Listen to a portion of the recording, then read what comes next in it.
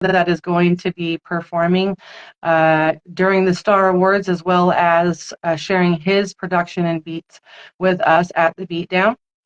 He will be getting an interview as well. And yeah, waiting for Uncle John here. If you guys have any, questions about getting involved with the Beatdown in the future, please hit me up.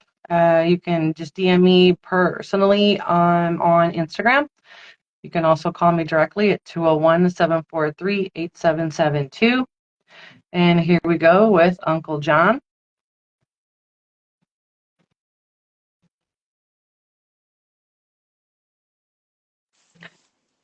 Yo. Uncle John, welcome. Yo. How are you feeling? Man, I'm good. I'm good. What's the good, sis? Man, just over here finishing a barbecue up. My belly's full, no complaints. God is good. God is great. God is great. Hmm. So I know that for those that know, you are a fan of Portland, Oregon. Yeah. Portland is definitely one of my newfound um areas to visit. Yeah. And this is your third Portland Hip Hop Week, I think. Yeah, third PDX Hip Hop Week for sure. Yeah, that's what's up. Well, we appreciate your presence. Yeah. Um, Yeah. so, a lot of people, I mean, you can't ignore the work that's being put in. Uncle John's name is starting to ring bells pretty loudly. Word. You're consistent, Word. um, quality work. I'm really excited to share your sounds with Portland for those that have not heard your stuff. Blessings. And I feel like when we initially met way back when, you were heavy in the production at that time and then kind of took a hiatus from it. What pulled you back in to production? Really just a reset button. I hated the politics. I'll talk about this in other interviews, but when I was producing under the name John Doe, I just spoke about how I used to send my beat CDs in, and like a lot of the industry artists used to just jack my shit and just make a lot of mixtape songs to them. There were no real placements being made or no real business being conducted. You know what I'm saying? Obviously, the beats were dope, but I just didn't like the way the game was going, because I would meet A&Rs and stuff like that, and I would meet the middleman, like people who know the artist, Mm-hmm. but it always be something that just go wrong with the beat CD, or they might not want me at the session. They want to be at the session playing the beats. It just used to be a lot of funny business with that. So I fell back off actually producing music, and went into my own executive world, marketing world, etc., and succeeded at that. Um, and then I just had that thing that came over me during the pandemic where I wanted to resurge and just come back even bigger and stronger than before. So if you knew my production, if you followed me, I got that core base that followed me even during my first come up with beats. Yeah. It's just that on steroids now. You know what I'm Yeah. saying? So yeah, the sound's more polished, and I'm much more clearer with my vision as far as producing and what I want to do for myself and not wait on nobody. Um, dropped 40 albums last year, dropped 20 so far this year, and I got a lot of amazing projects coming. The work ethic is where it needs to be, and the thing about the independent game is there's no red tape. You pretty much can get out all of your vision without having to be blocked doing so. Right. So Right. yeah. Budget wise and or time wise, right? Exactly. You know what I'm Right. saying? So, So I'm in a space where I just want to be able to give the art out and do it at a pace that I see myself doing it, which is consistent. yeah. You know what I'm saying? So I really love the I when I'm a obviously I'm a fan of like playlists and sitting down and my vibe like whatever I'm doing, whether I'm creating or driving or whatever, right? And I love that you do like mini series, I guess you would kind of say. I don't know what you call them, like like your beat projects. Yeah, And then like each of them will have like a theme or a vibe, right? You're really good about naming things. You're yeah, also very good with your like the graphics and the visual side of your music production. yeah. Like so obviously you have stuff that's like electronic based or bass heavy or vibe or like you kind of have your pockets, right? So how do you go about like naming and or creating like, do you put beats together that just kind of sound similar, or do you just kind of start a wave and then just kind of stick with that until you feel like that's gotten out of you? Um, Sometimes I'll create the series on purpose. Mm-hmm. So with my latest series, two series, Revenge of the Pervs and Chicago Jones. With Revenge of the Pervs, the music's pretty much real retro sounding. You know what I'm saying? Like it really sounds like Revenge of the Nerds. But I just did the whole flip and put the pervs in there. But the music just sounds like nerdy. It's still hip hop, but it's just got a nerdy vibe, and it's made for like real lyricists. Yeah. And then Chicago Jones series is just a lot of hard beats, a lot of dope loops, and very very hip hop themed. But I put the whole Chicago Jones spin on it. You know what I'm saying? Just made it a series. 1 through 3. Right. I really like to do 1 through 3s. Um, Soul sessions will probably go way further as far as a series. It won't be it's past 3, but certain ones I want to just keep at trilogies. You know what I'm saying? And then Yeah. certain ones I just come with like a one off. And just have one project and that's that name. And then Yeah. certain ones like Supper, it was 3 of those. The Exodores, 3 of those. Pink Flick, it was 3 of those. You know what I mean? So certain ones are trilogies, certain ones are like nostalgia releases where it's just a one off. But I pretty much just come up with the themes, just freestyling them, and then I just flip them, and then make sure the marketing kind of like flows together, and make sure the music is themed to what the project sounds like. I think when I name my tracks, I want people to look at the name Yeah. and then hear the beat and then be like, yeah, and then look at the artwork and then just take it all in. You know what I'm saying? Yes, I agree. So I know for those that don't know, I mean, you've done a lot of work. You've definitely laid a lot of groundwork for Chicago, for Yes. yourself, for the artists. You created opportunities, stages, um, collaborations. You've brought people together who probably would never sit in a room together. And I think that you might have been the only person that could do that in Chicago for those said people, Right. old and new. You brought some people out of retirement. I know that you just got a couple projects released between Morgan Mimosa, Easy O'Hare, and to to name a few. You're just steady working with, and I don't, you know, obviously loyal. There's a lot of loyalty amongst at least the people that I've met and grown fond of and created relationships with out of Chicago, directly based from you. And it's how do you feel about working with an artist 10 years later? Like what's it like to work with somebody, like for instance like a Morgan Mimosa, like when she very first hit the scene to now in 2024? Like how is it like It's coming back? just all growth. Because with Morgan, she was Miss Ross the Boss. Even her, she had a resurgence and a rebrand. And I've been there since the start. But just watching her grow and just knowing all of her potential, it's just amazing that I make the best music with like people who I have genuine relationships with. Hmm. My brother Easy O'Hare, of course, having Pressure album out now. You know what I'm saying? Yeah, Album of he's the year saying for me. album of the year right now. Yeah, yeah, yeah. So even with Easy, like we're literally 22 years in. Yeah, So it's special. easy. It's very easy to just make the music, and like we barely got into one argument before. You know what I mean? Like it's easy to just do it with them. You know what I'm saying? Pause.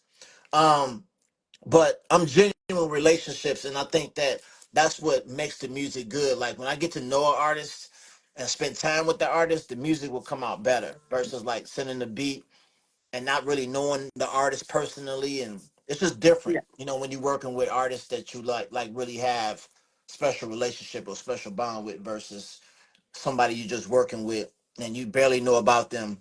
It's a major difference, you know. Yeah. understood.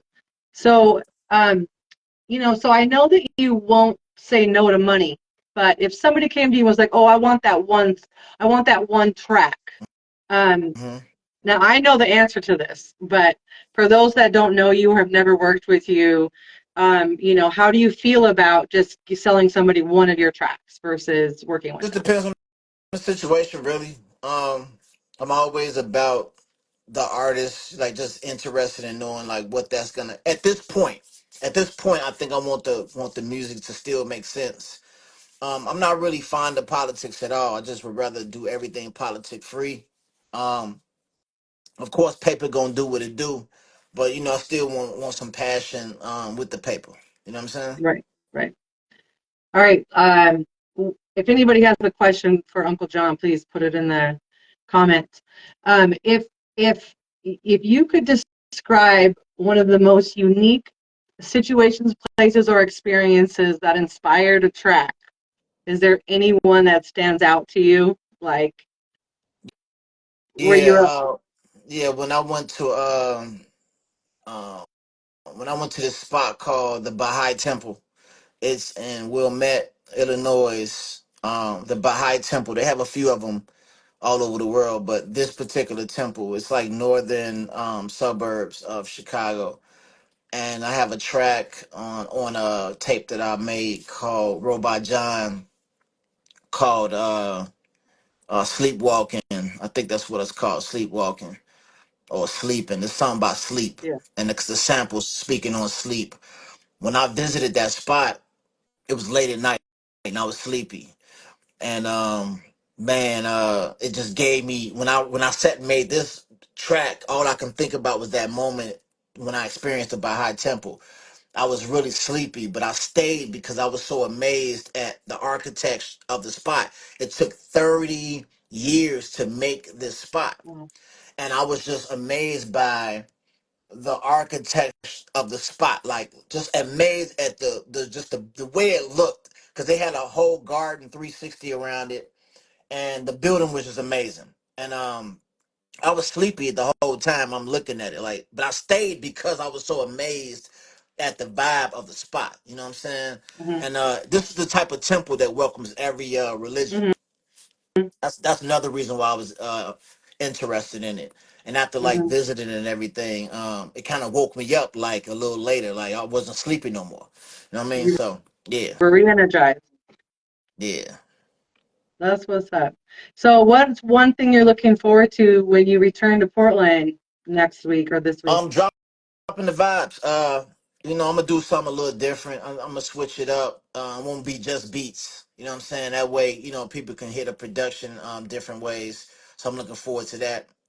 Always looking forward to coming out there, getting some work in, interviews, shooting some content, and just really enjoying my family and all of those good things. You know what I'm saying? Absolutely. Absolutely. Yeah. So what is coming up, or actually, I guess, what are the like top three, albums or projects that you want to promote right now? Like what if like somebody who's never heard Uncle John, what's the three things that they should go look for right now, or where should they find it? Definitely easy on head, cabin pressure. Okay. Album of the Amazing. year, self-claim. Yeah, amazing album. Uh-huh. Pharmaceuticals out. That's with me and ESCDs.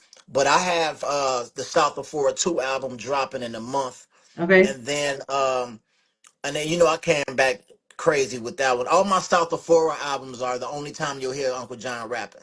So this is another rap project I'm dropping. Was just me rapping. I got features on it, of course, my whole family, everybody on it. I got some surprises on there too. And then we had the Mineral Water 2 album dropping. You know what I mean? So like those two projects, I got a lot of albums dropping, Yeah. but if you asking me the next two, it's definitely gonna be South of 4 Part 2 and Mineral Water 2. All right. You know? So for those that don't know, Mineral Water 1 came out, and it was kind of your ode to hip hop, right? Your letter to Yeah, hip hop. It was, yeah, yeah. yeah. Under the dope from the Go brand. Now the Mineral Water 2 album is fully produced by me, and I'm gonna kind of pick the brand up and put it under the Uncle John III brand. Okay. The first album was executive produced by me, where I didn't do all the production, but I kind of like A&R'd it, and Right. curated it. But Right. this project, I'm doing all of the beats on this project, on this next Mineral Water 2 project. All right, flipping the script, flipping the Yeah, script. Mineral yeah, Water was a great project. I was happy to be a part of that yes, and see what the work that you did between the community, the hip hop community in Chicago and beyond. And like I said, bringing those people together, like out of retirement or people that had never even sat in a room together or collabed together the whole time. They, like in the same city, but just never collabed together. So you did a lot of that, behind the yeah, scenes work, and I think, one of my favorite things about the Beatdown, doing the Beatdown, I got asked the question, Missy, why do you do the producer showcase? Like, you don't even DJ, you're not even a producer. It's like, why would you do that? And I could tell you why. Because what would a DJ spin without a production? right, What would an artist sing over, or rap over, or rhyme over if there was no production? yeah, What would the b-boy or b-girl dance to if there was no production? So, I mean, you guys, producers and beat makers and are the people that literally get us off our butt, shake our booty, inspire us to write, get a DJ to go, oh, this song goes good with this song, like that blend or that cut or whatever. So it's like it's the beginning. It's the beginning of the vibe. I guess it's the stage. It is the stage for everything else to happen. right, So and I think that like I know this is going to be like really old school and maybe date me a little bit, but one of the things that really inspired me was that random movie with Gregory was Tap. I think it was called Tap. Was it Gregory Hines? And yeah, yeah, he yeah, would yep. he would come up with his I like remember tap that. dance. Yeah, he would come up with his tap dance routine based upon the sounds of the city. Yeah, Like the sounds of the city, he would listen to it and be like, "Oh, that right. inspires me to do this in my tap dance routine." And I feel like the same thing happens with producers, right? They'll hear a sound or they'll pick up something or like, whatever, be like, "Oh, that Yeah, inspires me to do something," or I can hear a drum over this or whatever. yeah, yeah. The So, producer so that definitely is the important piece. Salute all the producers out there.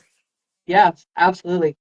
And for the work. And the second reason why I do the beatdown and why I love doing it is because I feel like I finally can give a stage to people who are always behind the scenes, in the studios, behind the mixing boards. They're not front and center. A lot of people don't get seen, and that's why a lot of people started putting their tag on their beat, right? Um, so that they could create a name. That's So right. It's all about branding. However you brand yourself is the way you brand yourself. right, absolutely. Well, listen, I'm excited for you to come back to Portland. You're definitely creating a space and a name for yourself here in the town. I can't wait for you to collaborate with a local artist here in Portland. Hopefully this uh, 10th or 8th visit or Yeah, whatever many times you've been yeah. here Come on. will be I'm ready. the I've been ready, man. I've been ready to put some of that fire into some of them Portland artists. So I'm ready. we got some talent here in Portland. No lie, we got some real good talent. So yes, Yeah, we look forward to seeing you August 25th, Alberta Street Pub, PDX Hip Hop Week 2024. Like I said, the event starts at 6 o'clock. We're going to do networking for an hour, and then we're going to get right into the beats. And then after that, people stay in the building because we have the Star Awards, and I'm excited for all of yeah, it. yeah. Thank It's you going so down, much man. for your time. Yes, Thank you so PDX much for Hip Hop your Week. time. Yeah, absolutely. I appreciate you, and we will see you soon. I hope you have a safe flight. Peace. Peace.